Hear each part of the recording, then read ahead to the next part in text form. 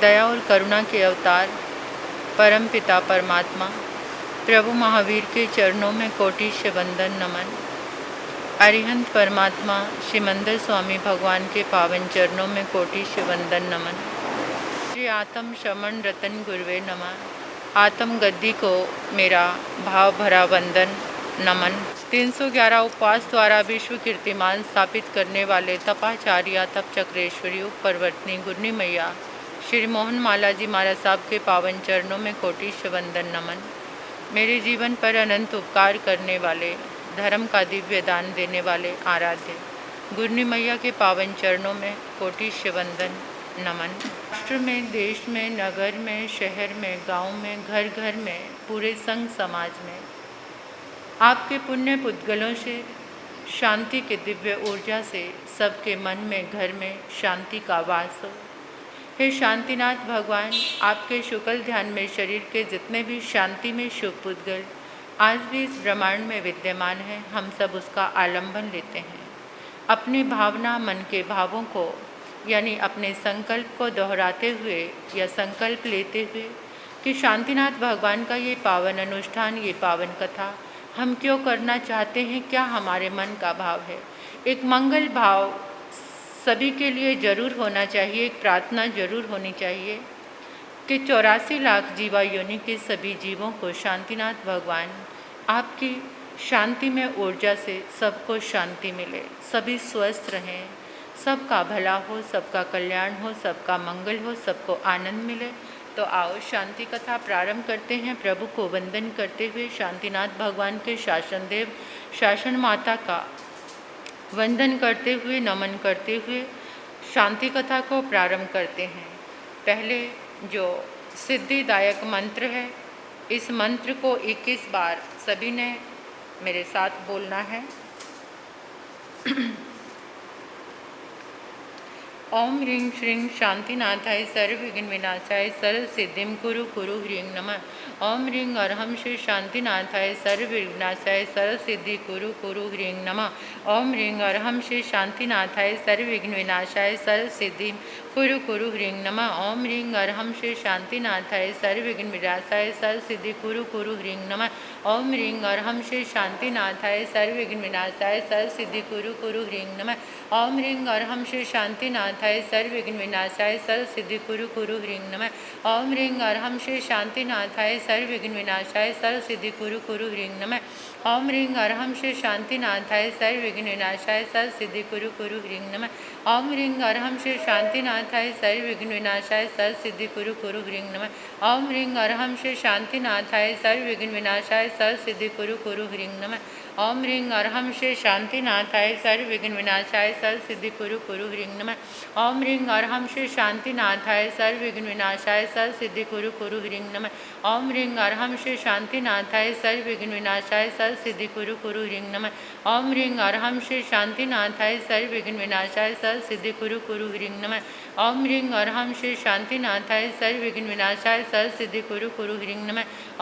अर्हं श्री शांतिनाथाय सर्वविघ्न विनाशाय सर्व सिद्धि कुरु कुरु ह्रीं नमः। ओम ह्रीं अर्हं श्री शांतिनाथाय सर्वविघ्न विनाशाय सर्व सिद्धि कुरु कुरु ह्रीं नमः। ओम ह्रीं अर्हं श्री शांतिनाथाय सर्वविघ्न विनाशाय सर्व सिद्धि कुरु कुरु ह्रीं नमः। ओम ह्रीं अर्हं श्री शांतिनाथाय सर्वविघ्न विनाशाय सर्व सिद्धि कुरु कुरु ह्रीं नमः। ओम ह्रीं अर्हं श्री शांतिनाथाय सर्वविघ्न विनाशाय सर्व सिद्धि कुरु कुरु ह्रीं नमः। ओम ह्रीं अर्हं श्री शांतिनाथाय सर्वविघ्न विनाशाय सर्व सिद्धि कुरु कुरु ह्रीं नमः। ओम ह्रीं अर्हं श्री शांतिनाथाय सर्वविघ्न विनाशाय सर्व सिद्धि कुरु कुरु ह्रीं नमः। ओम ह्रीं श्रीं नमो अरिहन्ताणं। ओम ह्रीं श्रीं नमो सिद्धाण। ओम ह्रीं श्रीं नमो आर्याणं। ओम ह्रीं श्रीं नमो लोय साउण। ओम ह्रीं श्रीं नमो अरिहन्ताणं। ओम ह्रीं श्रीं नमो सिद्धाण। ओम ह्रीं श्रीं नमो आर्याणं। ओम ह्रीं श्रीं नमो वज्रायणं। ओम ह्रीं श्रीं नमो लोय साउण। ओम ह्रीं श्रीं नमो अरिहन्ताणं। ओम ह्रीं श्रीं नमो सिद्धाणं। ओम ह्रीं श्रीं नमो आर्याणं। ओम ह्रीं श्रीं नमो वज्रायणं। ओम ह्रीं श्रीं नमो लोय साउण। ओम ह्रीं श्रीं नमो अरिहन्ताणं। ओम ह्रीं श्रीं नमो सिद्धाणं। ओम ह्रीं श्रीं नमो आर्याणं। ओम ह्रीं श्रीं नमो वज्रायणं। ओम ह्रीं श्रीं नमो लोय साउण। ओम ह्रीं श्रीं नमो अरिहन्ताणं। ओम ह्रीं श्रीं नमो सिद्धाणं। ओम ह्रीं श्रीं नमो आयरियाण, ओम ह्रीं श्रीं नमो वज्रायण, ओम ह्रीं श्रीं नमो लोय सब सागुण। 20वां पेज सभी ने निकालना है। 20वें पेज 21वें पेज पर ये कथा है भगवान शांतिनाथ की।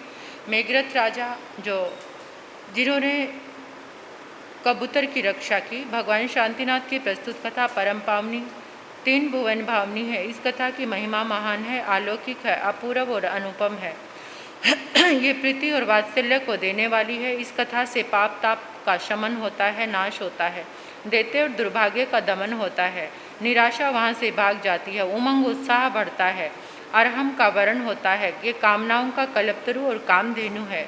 इसके द्वारा सभी मनोवांछित इच्छाओं की पूर्ति होती है, सहज में ही हो जाती है। इससे समृद्धि, शांति और सम का संगम निश्चिंत बना रहता है। श्री शांतिनाथ कथा सर्व सिद्धि देने वाली, सर्व विघ्नों का विनाश करने वाली है, जीवन के प्रत्येक पल में मंगल करने वाली है। कठिन से कठिन समस्याएं पलक झपकते ही इससे भाग जाती हैं। शुभ और सात्विक इच्छाओं को पूर्ण करने का एक चमत्कारिक एकमात्र श्रेष्ठ उपाय है। इसकी आराधना से शरीर, मन, सामाजिक, पारिवारिक, धार्मिक, अन्य अनेकों प्रकार के कार्यों की पूर्ति होती है।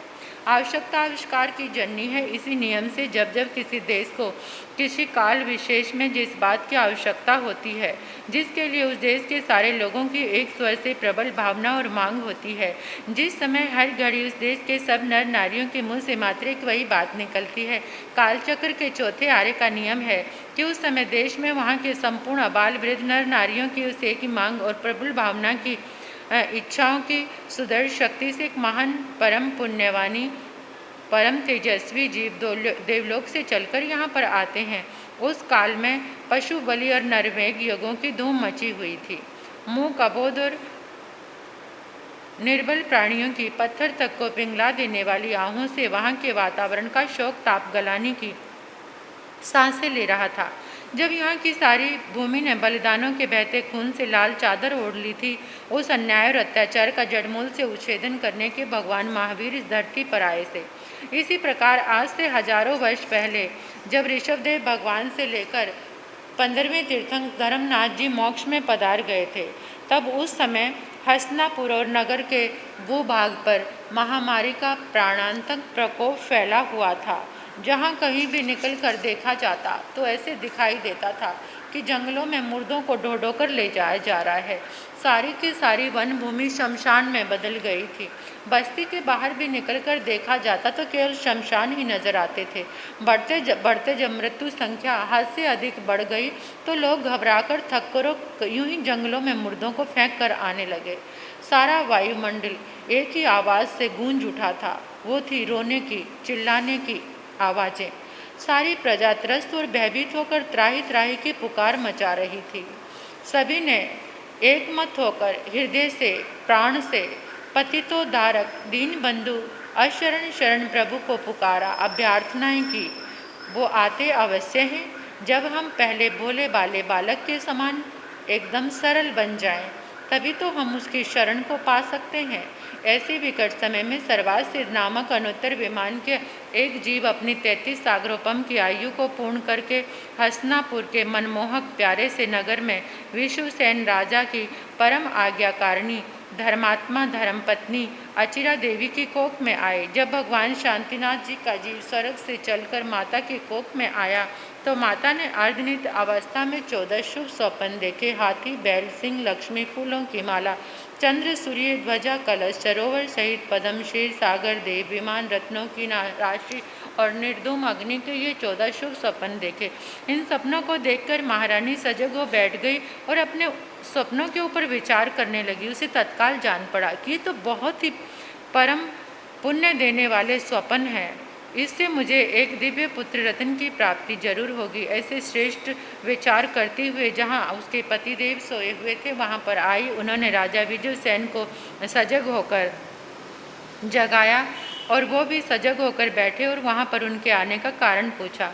तब रानी ने अपने सारे स्वप्न अपने पतिदेव को कहकर सुना दिए और उनका स्वप्न भी पूछा।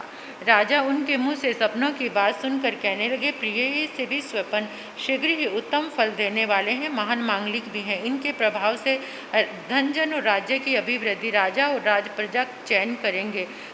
अधर्म से ये धराधाम से अधर्म का अंत हो जाएगा। और जिस महामारी का आतंक फैला हुआ है, कल तुम देख लेना, उसका नाम भी सुनने को नहीं मिलेगा। मेरी सच्चाई का प्रमाण तो तुम्हें तब मिलेगा जब दिन अकल आएगा और वो संदेश तुम सुन पाओगी। सारा का सारा वातावरण सुंदर हो जाएगा। उस महान आत्मा का जन्म तुम्हारी कोख में अति निकट में होने वाला है। और सुबह उठते ही उन्होंने स्वप्न पाठकों को आमंत्रित किया। उन्होंने भी स्वप्न का फल बताया। राजा तथा स्वप्न पाठकों के इस फल कथन से रानी का हृदय हर्ष के मारे बासों उछल पड़ा। अपने शयनागार में आई रात्रि के अवशेष समय को उसने धार्मिक, ऐतिहासिक, लोक पावन कथा के चिंतन और मनन में बिताया। और इस तरह से वो शास्त्रों के नियमानुसार संगोपंग रूप से अपने गर्भ का पालन करने लगी। इस महान आत्मा के गर्भ में आते ही महामारी को क्षय रोग लग गया था और उस दिन को उसको सर्वनाश ही हो गया जिस दिन वो गर्भ से बाहर आए। वो महामारी हमेशा के लिए शांत हो गई। इस अचानक परिवर्तन को देख लोगों को विश्वास हो गया कि अवश्य में भी इस महान आत्मा के आगमन की ही ये भूमिका है। इस तरह से रानी ने 9 मास 7.5 दिन बीतने के एक परम पुण्यवान तेजस्वी यशस्वी बालक को ज्येष्ठ कृष्ण त्रयोदशी को जन्म दिया और बालक का जन्मोत्सव बड़ी धूमधाम से मनाया गया। 12वें दिन अशुचि कर्म से निवृत्त हो जाने पर बालक का नामकरण संस्कार किया गया। जिस घड़ी से बालक माँ के गर्भ में आया था, उसी समय शांति का एक छत्र राज्य स्थापित हो गया था। तो सभी ने मिलकर उस बालक का नाम शांति कुमार अर्थात शांति के सम्राट रखा। भगवान शांतिनाथ अपने बाल्यकाल से ही बड़े भारी, गुणीशील, संस्कारी और प्रतिभावान थे। 8 वर्ष के हो चुकने पर उनको पाठशाला में प्रवेश कराने का विचार उत्पन्न हुआ, लेकिन वहाँ पर सारे के सारे जन समूह को उन्होंने दिखा दिया कि उस समय के विद्वान मिलकर भी उनके ज्ञान की समता नहीं कर सकते थे। फिर तो उनको पढ़ाने को बैठाने की जरूरत ही कहाँ महसूस हुई। वो पहले से ही जन्म से ही पूर्व जन्म के संस्कारों, तीर्थंकर नामकर्म के बंध से सभी विद्याओं, कलाओं में पूर्ण कुशल थे, पारंगत थे। काल व्यतीत होने पर युवक बने। यशोमती नामक इस सर्वात सुंदर कन्या से उनका विवाह कर दिया गया। आपको अपने राज्य में अपने नगर से भंडार, परमूल, विद्याधर श्रेणी में 14 रत्नों और 9 निधानों की प्राप्ति हुई, जिनके प्रभाव से आपने एक खंड का राज्य स्थापित किया, यानी वो चक्रवर्ती बने। यूँ कई दिन सुखपूर्वक बुझ जाने पर एक बार इनकी धर्म पत्नी ने अपने मुंह में चक्र रत्न उजाने का स्वप्न देखा और उसने वो स्वप्न अपने पतिदेव को बताया और उसका अर्थ भी पूछा। पतिदेव तो ज्ञान निधान थे, उनको तो श्रुत, अवधि, मति ये सब तीनों ज्ञान थे। उन्होंने ज्ञान बल से देखा और अपनी पत्नी को कहने लगे, प्रिय, पूरा भव में दृढ़रथ मेरा एक भाई था, छोटा भाई था। बाद में वह सिरवास सिद्ध नामक विमान में गया, वही वहाँ से चलकर हमारे घर में पुत्र के रूप में आ रहा है। उसी दृढ़रथ के समय में महाविदय की सितोदा नामक विजय की पुंडराकिनी नगरी का मेघरथ नामक राजा था। एक बार मेरे सत्य की प्रशंसा शक्रेंद्र ने अपनी देव सभा में की, किंतु सभी समय में एक जैसे व्यक्ति विद्यमान नहीं होते। वहाँ पर भी 2 देव ऐसे निकलाए जिन्हें मेरी प्रशंसा खूब अखरी। उन्होंने मेरी प्रशंसा को कोरी कल्पना समझा और उन्होंने मेरी परीक्षा लेने की ठान ली। एक ने कबूतर का रूप बनाया, दूसरे ने बाज का रूप बनाया। कबूतर लपकता हुआ आकर मेरी गोद में आकर बैठ गया और बाज भी उसके पीछे आया और आकर कहने लगा, राजन, तुम्हें ये अधिकार किसने दिया कि मेरे भोजन को लुपा छुपा कर तुम इस समय अपनी गोद में रख लो? ये मेरा शिकार है, मेरा भोजन है, मुझे तुरंत वापस कीजिए। मैंने कहा, इसको कैसे छोड़ा जा सकता है? शरण में आए हो को अनाथ बनाकर छोड़ देना तो कायरों का काम है। क्षत्रिय का धर्म और कर्तव्य है कि जब तक शरीर में प्राण है दूसरों के प्राणों को बचाना है। मैं तुम्हें ये नहीं दे सकता। बाज ने कहा, तो छोड़ो इसे, ना सही, कम से कम अपने शरीर का मांस मुझे देखकर मेरी भूख मिटा सकते हो। मैंने कहा, हाँ, ये तुम्हारी बात मुझे खूब पसंद आई, तो चलो। बाज ने कहा, लाओ तराजू और बाट। तराजू के एक पलड़े में कबूतर को उठा कर रख दो, दूसरे में अपने ही हाथ से अपने शरीर का मांस काट कर मुझे तोल कर दे दो। बाज की इस बात से प्रसन्नता के मारी मेरी नस नस फड़क उठी, परंतु मेरा ये विचार मेरे मंत्री परिषद, मेरे पारिवारिक जनों को जरा भी नहीं भाया। और वो मुझे अपने निश्चय से डिगाने की कोशिश करने लगे, परंतु मैं भी अपने निश्चय से कहाँ डिगने वाला था। मैं अपने निश्चय से नहीं डिगा। मैंने छुरी मंगाई और अपने शरीर का भाग काटकर कबूतर के बराबर के पलड़े में रख दिया। लेकिन ये क्या, वो कबूतर को अपने उस मांस के बराबर होते न देखकर मैंने शरीर का काफ़ी भाग काट डाला, लेकिन फिर भी कबूतर का पलड़ा भारी ही रहा। फिर मैं तराजू के पलड़े में स्वयं ही जाकर बैठ गया। ये देखकर वो बाज रूपधारी देर अपने असली रूप को अधिक समय तक छिपाकर न रख सका। उसने अपना असली रूप प्रकट किया और बोला, राजन, मैं तुम्हारी शरणागत की रक्षा सत्यशीलता पर बार बार बलिहारी चाहता हूँ। मैंने ये माया कबूतर ने और मैंने तुम्हारी सत्य की परीक्षा के लिए रची थी, लेकिन तुम इस परीक्षा में 52 तोला और पावरत्ती भर पूरे उतरे हो। इसलिए उन्होंने मेरे शरीर को पहले जैसा सुंदर बनाया और मुझे वंदन करते हुए आकाश मार्ग से अपने स्वर्ग की ओर कूच कर गए। महारानी, यही मेरे पूरा भव का वृत्तांत है। उसी मेरी सत्यशीलता की और दया के प्रचंड प्रभाव से मुझे ऐसी उच्च स्थिति और अच्छे बंधु बांधव प्राप्त हुए हैं। ऐसे मेघरथ राजा ने तीर्थंकर गोत्र के 20 कारणों में से जीव रक्षा आदि कई कारणों को अपने जीवन में उत्कृष्ट स्थान दिया और पुण्य उपार्जन किया। उन्होंने अपने सात्विक धन से अनेकों औषधालय खुलवाए, जन साधारण को बिना मूल्य औषधियाँ वितरण की, जिनसे लाखों प्राणियों के रोगों का शमन होता था, उन्हें सच्ची शांति मिल जाती थी। इस जगत के दीन और दुखी, रोग शोकग्रस्त, लंगड़े लूले, अंधे, अपंग, गूंगे, बहरे रोगी अपने अज्ञान के प्रगाढ़ अंधकार में फंसकर अपने वास्तविक आत्म स्वरूप को जन्म जन्मांतरों से भूले हुए हैं। ऐसे प्राणी हमारे लिए कृपा के पात्र हैं। उनकी सेवा हमें करनी चाहिए, करुणा आनी चाहिए उनके ऊपर, क्योंकि करुणा से तो कांट के टूट हरे भरे वन बन जाते हैं। रोगाग्रस्त संसार स्वर्ग के नंदन कानन की छटा को मात करने लग जाता है। राजा मेघरथ ने अनेकों प्रकार की पाठशालाएं, गुरुकुल, विद्यालय, महाविद्यालय, शिक्षण संस्थाओं को स्थापित किया और उनके द्वारा जनता को विद्या का अमर दान दिया गया, जिससे उनके अज्ञान का अंधकार मिटा और उनको गुण संपन्न बनाया। और उन्होंने सोचा कि इसी तरह का ज्ञान ही सबके लिए मुक्ति का राजमार्ग है। उसी राजा मेघरथ ने अपने राज्य में घोषणा कराई कि मेरे राज्य में कोई भी जीवों की हिंसा नहीं करेगा, यानी प्राणियों की रक्षा करना उनका मुख्य ध्येय था। ये तो हम भली भांति जान चुके हैं कि वो करुणा के अवतार थे, किसी के प्राणों को बचाने में पल भर का भी विलंब नहीं करते थे। इसी तरह अनाश्रित तथा अनाथ जन, अपंगे, लूले, लंगड़ों आदि के लिए उन्होंने अनेक अनाथाश्रय सदाव्रत खोलकर उनके भरण पोषण का समुचित प्रबंध कर दिया था। यही कारण था कि उनके राज्य में कोई भी भूखा नहीं रह पाता था। सधर्मी गरीब बंधुओं के लिए उन्होंने बहुत भोजन का अच्छा आयोजन किया था। बिना रोक टोक के वो किसी समय भी आकर भोजनशाला में भोजन कर सकते थे। पोषणशाला स्थानक में जाकर फिर धर्म ध्यान प्रतिकरण आदि में भी वो जुट जाते थे। राज्य की संपूर्ण अनाथ निराश्रित परित्यक्ता विधवा माता बहनों के लिए उन्होंने 50 विधवा आश्रम बनाए, जिनमें स्त्रियां समय समय पर जाकर नमकार मंत्र का जाप करती, सामायिक करती, भोजन करती। इतना नहीं रही, मेघरथ राजा ने अनेकों सामायिक भवन भी बनवा दिए थे, जहाँ पर लोग प्रतिक्रमण करते थे, सामायिक करते थे, प्रार्थना करते थे। पुण्य व धर्म प्रचार के जितने भी साधन हो सकते थे, सारे राजा मेघरथ ने अपने जीवन में पूर्णतः उतार दिए थे।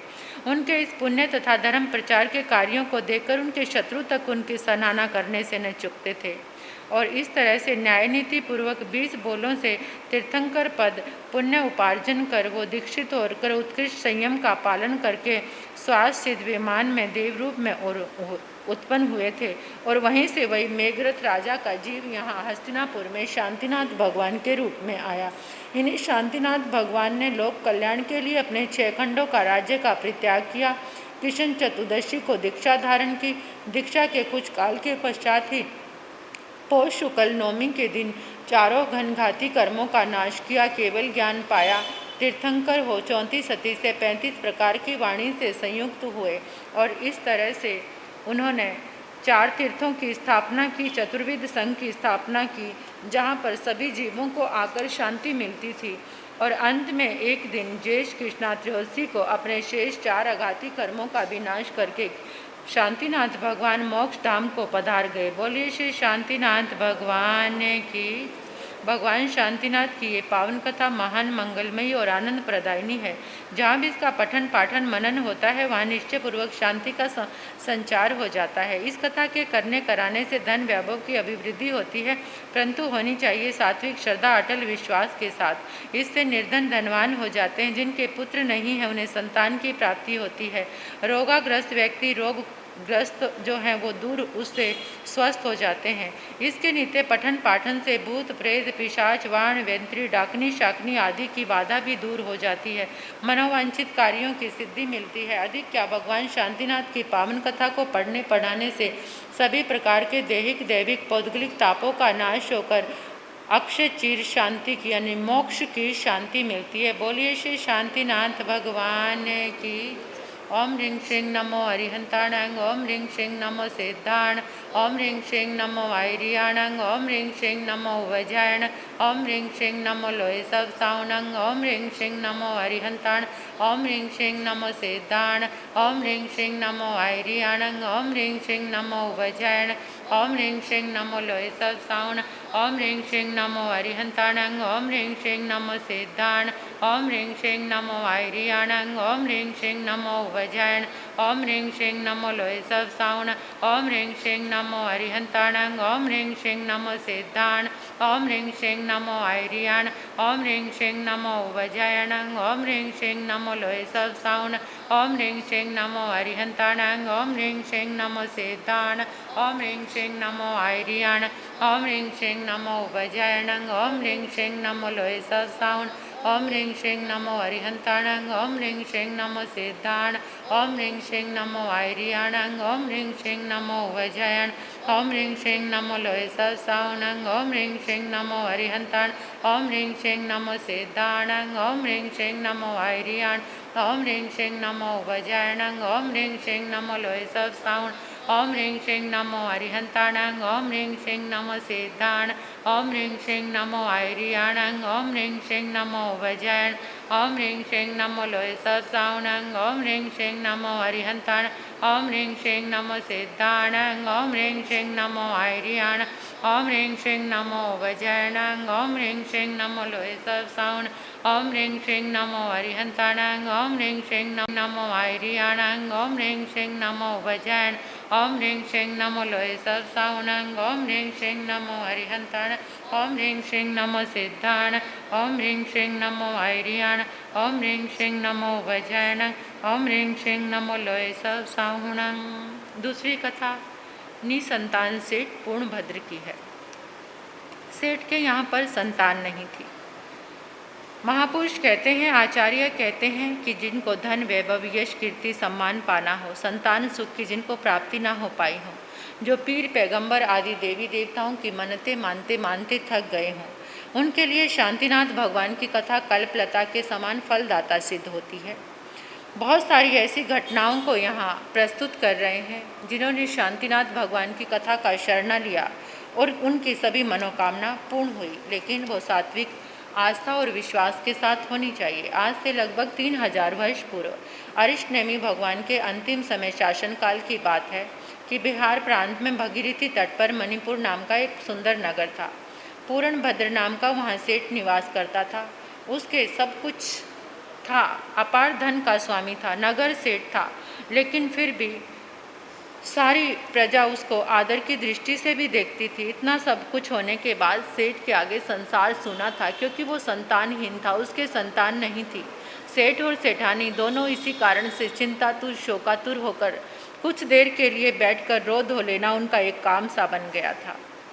हमेशा अपने वैभव को देखकर वो सोचते थे, कितने दास दासियां हैं, कितने धन के अंबार लगे हैं, सुख सुविधा की हर चीज़ यहाँ पर विद्यमान है, लेकिन फिर भी एक संतान के बिना सारा वैभव सूना जान पड़ता था। सेठ हमेशा मिलने जुलने वालों से यही कहता, इस धन से मुझे लाभ ही कौन सा है, इसे दे देख कर मैं परेशान ही होता रहता हूँ। इसी तरह से सेठ की जो पत्नी थी सेठानी भी हर समय आंखों में आंसू लेकर बैठती और कहती कि इस जीवन से तो मरना ही बेकार है। स्त्रियां मुझे बांझ कहकर पुकारती हैं, मुझे बोलना वो अपशकुन समझती हैं, मुझे छू तक लेने में उनका सिर ठनक उठता है। इससे तो अच्छा है ये जीवन ही ना हो। ऐसे शोकातुर होकर वो जोर जोर से रोने लग जाते। एक दिन की बात है, सेठ और सेठानी शोकातुर होकर बैठे थे कि अचानक उनके घर में धर्म घोष जी महाराज का आगमन हुआ। ऐसे उदास देखकर उन्होंने कहा, सेठ, तेरे पास विलास करने की सारी चीज़ें हैं, फिर भी उदास होकर बैठा है, बात क्या है? सेठ कहने लगा, मुनिराज, धूल पड़े इस वैभव पर, क्या बात है? इसको विलसने वाला ही कोई नहीं है, क्या फ़ायदा है? क्या सेठ तेरे पुत्र या पुत्री कोई भी नहीं है? प्रभु एकाध भी होता तो ये चिंता होती ही क्यों?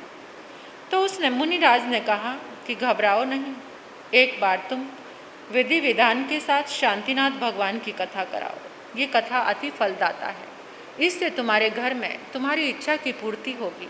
मुनि ने सारी कथा की विधि बताई और उनको आशीर्वाद देकर प्रस्थान किया।